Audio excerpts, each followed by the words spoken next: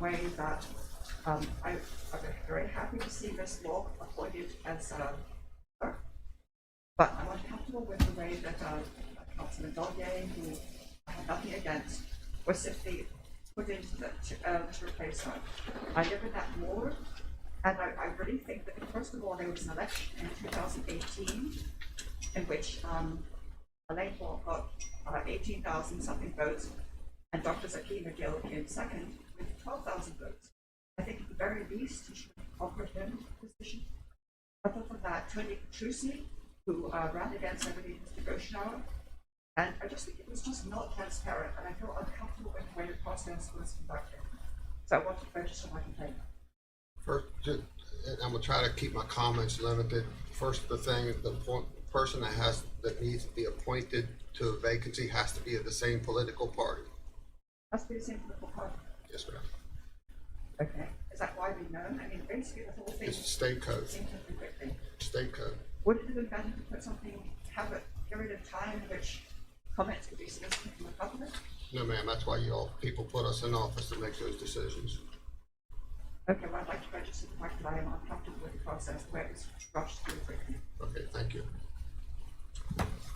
Next on the sign up is Sonny Spurgeon. Good morning, sir. How you all? Good.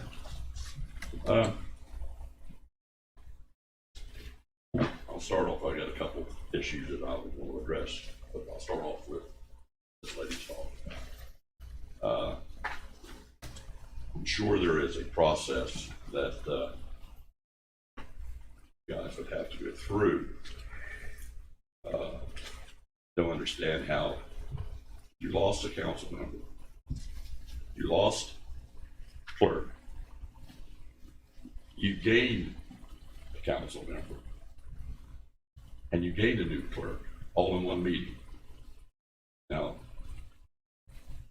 all of you people, plus Mr. Small, was voted on by the citizens of this county. I don't think it was an emergency situation that you all would have to immediately jump right into the fire and appoint somebody real quick. And to come in here on the 18th like you did, or I guess it was the 18th. How did you know that Mrs. Moore, would take the job? Did you all interview anybody that worked in John Small's office? Because I'm sure there's women in there that's been there probably half the years that John was there, that worked with him side by side, that might have been interested in this to serve out the rest of his term. That would be more qualified than Mrs. Moore.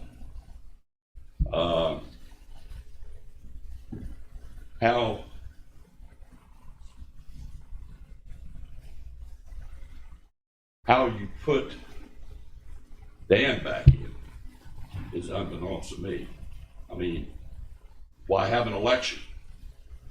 Because if you can appoint whoever you want to, you guys, if you can appoint whoever you want to at any given time, then why should we vote? He was a councilman member. He was on the board. He seen a chance to do something better with his career. So he vacated his seat. Well, that seat should still be vacated. The proper way that I would think is there's somebody that was in line that got beat by him or by somebody. Again, his seat didn't need to be filled, the same day that it became empty. But you guys rush into this stuff. As far as I'm concerned, you got a stacked deal. You need a majority on any kind of business that's in here. You need a majority vote. Well, you've got that now. I read through I'm pointing the wrong person. Eddie Gokenauer. Got a sheet on when he was interviewed for this office by a reporter. And his papers, or his requirements, or his comments were that he was for the citizens first. Well, one of the first dealings he had was he should have stood up and said, hey, listen, we're rushing. Whether it passed you guys or not, he could have made a comment, we're rushing the process. We don't have to put somebody in there today. Let's look at it. Because all you've done is create a lot of unnecessary comments out on the streets. I know you guys don't care about it because of the way that you do stuff. But you create bad situations when you don't have to. Is Elaine good for the job? She probably is. Did she have to be appointed the day that John Small resigned? No, she didn't. Did Dan have to be put on the board the day that it became available? No, he didn't. You could take a little bit of time and look at some of this stuff. It would benefit you. I think it would definitely make the people that put you in office feel a little bit better about their votes. Because of the process we're going through right now as a nation, we don't need no more bullshit crap. We've got enough of that. And when you see it on the local basis, you know, which is what we really deal with, that's where it's bad. And it's not going to get any better if somebody, you guys, have got the capability of changing some of this. You don't have to be bad guys in everybody's eyes. You ain't going to make decisions that are going to satisfy everybody in this county. But consider everybody in this county when you make a decision. You can say you do, but there's a whole lot of paperwork that says you don't. There's personal agendas that you guys try to accommodate. Now, I'll stop with that. My other point, last February, and I'm not going to get into about the property taxes and the values and stuff, let's stay only to this point. I came in this room, and Mr. Barnhart was there, Dan was sitting here, Whitaker was there, you were there, and Elaine Mock was there. Okay, when my case came up for comment, you got up, walked out the door. Because you said you and I have had our disagreements, and we have, and we'll continue to have some. I'm sure Dan, we will, Mr. Dan Spurgeon. removed himself because he said, I've used Sonny's trucks before, like to use them again, so I got to remove myself. So both you guys walked out that door. Unless this room was bugged, you shouldn't have heard a thing that went on in here. Unless there's a sound system that we don't know. Would that surprise me? No, it wouldn't. You're getting way out of But line. you guys walked out of here. You're You far-fetched. removed yourself. You removed yourself. That's right, I did. Yeah. And I'll I've continue got to a paper. remove myself. I've got a paper that came from the county that John Small signed, that when Larry has presented the over taxation that I caught the county doing to me, which they've done to a lot of people in this county, and they won't address it. I'm a horse of a different color. I get a paper on the 27th of February that had to be approved by Jim, Elaine, and Jim Barnhart. Had to be approved.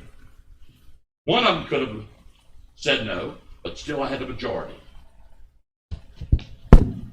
Dan should never cast a vote. You should never cast a vote. You didn't.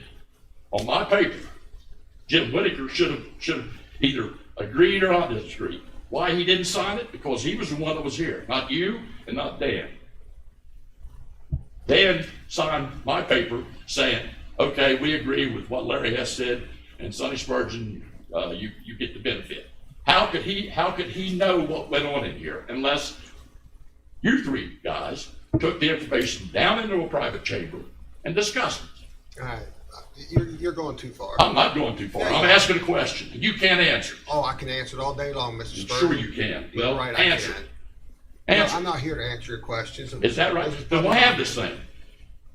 Why have these meetings if you're not going to answer the question? Because everybody that a question comes in here, they'll walk out this door with no answer because you have got the power in your hand. Well, you don't have it all the time. Okay? That's fine. Okay. You got the right to vote me out, sir, just like Oh, everybody I'd else. love to. I encourage you I to would do it. love to. I I'd love to encourage do you more do than it. that if I had the You opportunity. go ahead. Give it to me. Go ahead. Thank you. Yes, sir.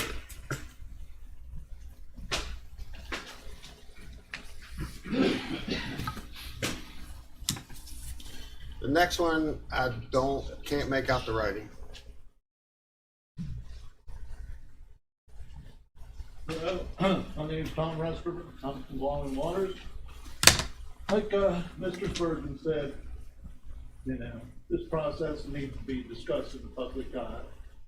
To point people, without this discussion was wrong. We voted for other people, and we should have had a chance to go over the qualifications of each one.